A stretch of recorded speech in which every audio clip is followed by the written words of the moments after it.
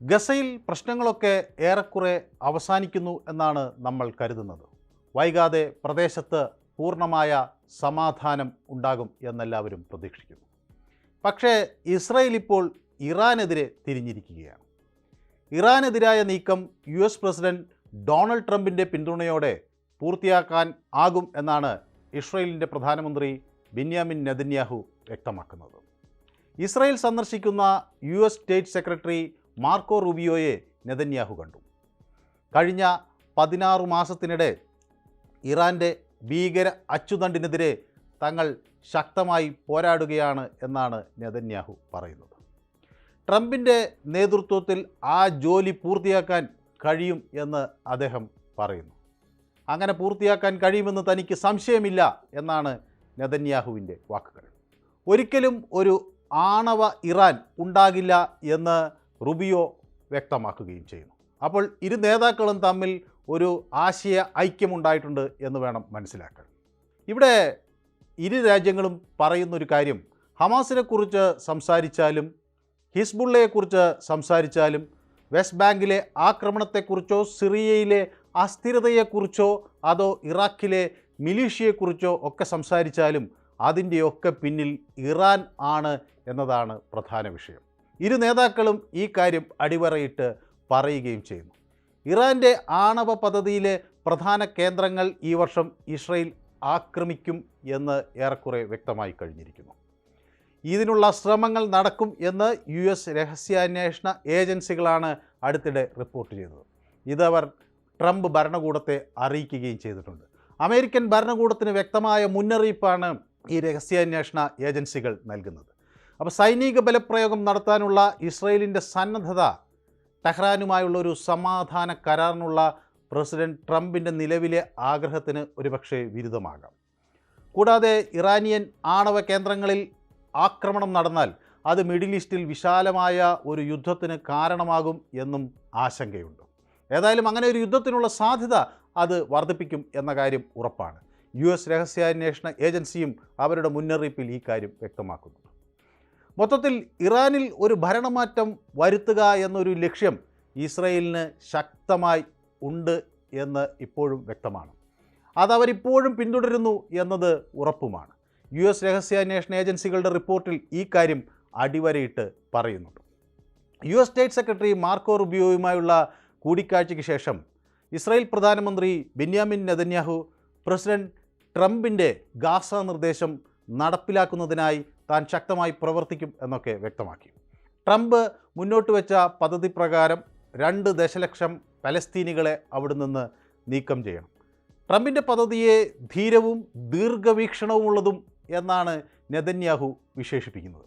അപ്പോൾ മിഡിൽ ഈസ്റ്റിൽ മൊത്തത്തിലുള്ള പ്രതിസന്ധിക്ക് കാരണം ഇറാനാണെന്ന് ഒരു വശത്ത് പറയുന്നു, മറുവശത്ത് ഗസയിൽ സമാധാനം പുനഃസ്ഥാപിക്കാൻ ട്രംപിൻ്റെ നീക്കത്തെ പിന്താങ്ങുകയും ഇസ്രായേൽ ചെയ്യുന്നു. ഇതിൽ നിന്ന് കുറേ കാര്യങ്ങൾ വ്യക്തമാണ്. ഇവിടെ റൂബിയോയും ഇസ്രായേൽ പ്രധാനമന്ത്രിയും ടെഹ്റാനിൽ ആണവായുധങ്ങൾ വികസിപ്പിക്കുന്നതിൽ നിന്ന് അവരെ തടയണം എന്ന കാര്യം ഊന്നി പറയുന്നുണ്ട്. ട്രംപിൻ്റെ പദ്ധതി പ്രകാരം ദശലക്ഷക്കണക്കിന് വരുന്ന പലസ്തീനികളെ അവിടെ നിന്ന് മാറ്റേണ്ടതുണ്ട്. അവർക്ക് ആതിഥേയത്വം നൽകാൻ മറ്റു രാജ്യങ്ങൾ തയ്യാറായി മുന്നോട്ട് വരേണ്ടതുണ്ട്. അറബ് രാജ്യങ്ങൾ പലപ്പോഴും ഇതിനെ അംഗീകരിക്കുന്നൊരു നിലപാടല്ല സ്വീകരിച്ചിട്ടുള്ളത് എന്ന് വ്യക്തമാണ്. അവർ ഈ നിർദ്ദേശത്തെ അംഗീകരിക്കുന്നില്ല എന്ന് പറഞ്ഞു കഴിഞ്ഞിട്ടുണ്ട്. അതിനിടയിൽ എല്ലാ ബന്ദികളെയും വിട്ടയച്ചില്ലെങ്കിൽ നരകത്തിൻ്റെ കവാടം തുറക്കുമെന്ന് നെതന്യാഹു ഗസയോട് ആവർത്തിച്ച് പറയുകയും ചെയ്യുന്നു. അപ്പോൾ സ്വാഭാവികമായും ഈ പ്രദേശത്ത് ഒരു സമാധാന ശ്രമം നടക്കുന്നു എന്ന് പ്രതീക്ഷിച്ചവരെ നിരാശപ്പെടുത്തുന്ന ചില വിവരങ്ങൾ പുറത്തു വരുന്നു എന്നാണ് അതിൽ നിന്ന് മനസ്സിലാകുന്നത്. ഈ മാസം അമേരിക്ക ഗസ ഏറ്റെടുക്കാൻ പദ്ധതിയിടുന്നു എന്നാണ് വ്യക്തമാക്കുന്നത്. പലസ്തീനികളെ അവിടുത്തെ തകർന്ന പ്രദേശങ്ങളിൽ നിന്ന് മറ്റിടങ്ങളിലേക്ക് മാറ്റി ആ പ്രദേശം പുനർനിർമ്മിക്കുക എന്നതാണ് ലക്ഷ്യം. അപ്പോൾ US പ്രസിഡൻറ്റിൻ്റെ പദ്ധതി അങ്ങനെ അവർ പ്രഖ്യാപിക്കുന്നതിന് മുൻപ് തന്നെ തനിക്ക് അറിയാമായിരുന്നു എന്ന് നെതന്യാഹു ഇപ്പോൾ വ്യക്തമാക്കുന്നു. ഇതിൽ തനിക്ക് ഒരു അതിശയവും തോന്നിയില്ലെന്നും ഇതിനെക്കുറിച്ച് മുൻകൂട്ടി അറിഞ്ഞിരുന്നുവെന്നും കഴിഞ്ഞിടെ നെതന്യാഹു പറഞ്ഞു. ഇസ്രായേൽ പ്രധാനമന്ത്രി ഇങ്ങനെ പറയുമ്പോൾ അദ്ദേഹം അവിടുത്തെ അമേരിക്കയിലെ ജൂത സംഘടനാ നേതാക്കളോട് സംസാരിച്ചിരുന്നു എന്ന് വ്യക്തമാണ്. ഗസയിലെ ജനങ്ങൾക്ക് വ്യത്യസ്തമായ ഒരു ഭാവി സാധ്യമാക്കുന്ന ഒരേ ഒരു പ്രായോഗിക പദ്ധതി ഇതാണ് എന്ന് നെതന്യാഹു പറയുന്നുണ്ട്. സ്വാഭാവികമായും ഈ പദ്ധതിക്ക് നെതന്യാഹുവിൻ്റെ പൂർണ്ണ പിന്തുണയുണ്ട് എന്ന് നേരത്തെ വ്യക്തമായി കഴിഞ്ഞു. US ഇസ്രയേലിലേക്ക് ആയുധങ്ങൾ ഇപ്പോഴും അയക്കുന്നു എന്നതാണ് മറ്റൊരു പ്രധാന വിവരം. ഇസ്രായേൽ പ്രതിരോധ മന്ത്രാലയം തന്നെ ഈ കാര്യം സ്ഥിരീകരിക്കുന്നു. MK-84 യുദ്ധോപകരണങ്ങളുടെ കയറ്റുമതി നടന്നു എന്നാണ് വ്യക്തമാകുന്നത്. വ്യോമസേനയ്ക്കും IDF-നും ഈ ആയുധങ്ങൾ കരുത്താകുമെന്ന് ഇസ്രായേലിൻ്റെ പ്രതിരോധ മന്ത്രി ഇസ്രായേൽ കാറ്റ്സ് തന്നെ പ്രസ്താവനയിൽ പറയുകയും ചെയ്യുന്നു. ട്രംപിനും US ഭരണകൂടത്തിനും അവരുടെ അചഞ്ചലമായ പിന്തുണയ്ക്കും കാറ്റ്സ് നന്ദിയൊക്കെ പറയുന്നുണ്ട്. ഏതായാലും ശനിയാഴ്ച രാത്രിയാണ് റൂബിയോ ടെൽ അവീവിൽ എത്തിയത്. ഇസ്രായേൽ വിദേശകാര്യമന്ത്രി ഗിഡിയൻ സാർ അദ്ദേഹത്തെ സ്വീകരിച്ചു. പിന്നീട് നെതന്യാഹുവിനെ കണ്ടു. 3 ഇസ്രായേലി ബന്ദികളെ ഹമാസ് മോചിപ്പിക്കുകയും US മധ്യസ്ഥതയിലുള്ള വെടിനിർത്തൽ കരാറിൻ്റെ ഭാഗമായി നൂറുകണക്കിന് പലസ്തീൻ തടവുകാരെ ഇസ്രായേൽ മോചിപ്പിക്കുകയുമൊക്കെ ചെയ്തത് കഴിഞ്ഞ ദിവസമാണ്. ആ സംഭവത്തിന് ഒരു ദിവസം കഴിയുമ്പോഴാണ് ഈ കൂടിക്കാഴ്ച നടക്കുന്നത് എന്നത് ഒരു സുപ്രധാന കാര്യമാണ്.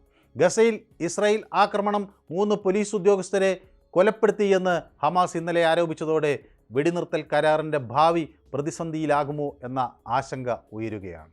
ഗസയിൽ സമാധാനാന്തരീക്ഷം വരുന്നതോടെ പ്രദേശത്ത് ആകമാനം ഒരു യുദ്ധരഹിത സാഹചര്യമുണ്ടാകും എന്നാണ് എല്ലാവരും കണക്കുകൂട്ടിയിരുന്നത്. പക്ഷേ ഇസ്രായേൽ ഇറാനെതിരെ നീക്കം പ്രഖ്യാപിക്കുമ്പോൾ അത് ഏത് തരത്തിലുള്ള പ്രത്യാഘാതം ഉണ്ടാക്കുമെന്നാണ് ലോകമിപ്പോൾ ഉറ്റുനോക്കുന്നത്. മറ്റൊരു യുദ്ധത്തിനു കൂടി ലോകം സാക്ഷിയാകുമോ എന്ന ആശങ്കയും ഉണ്ട്.